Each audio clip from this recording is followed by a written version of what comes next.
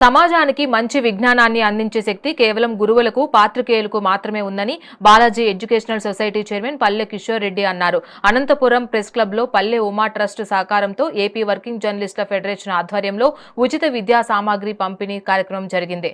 ఇందులో 350 మంది పాత్రికేయుల పిల్లలకు పుస్తకాలు అందజేశారు. మొబైల్ ఫోన్ల వల్ల పిల్లల భవిష్యత్తు ప్రశ్నార్థకరంగా మారుతోందని కిషన్ రెడ్డి ఆందోళన వ్యక్తం చేశారు.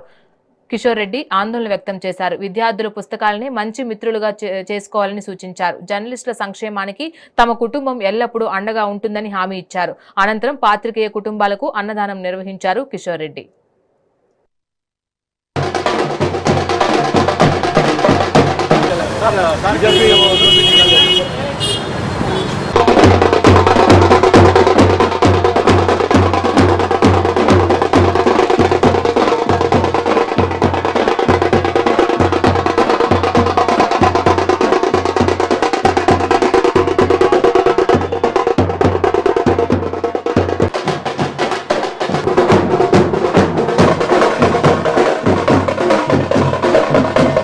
సంతోషంగా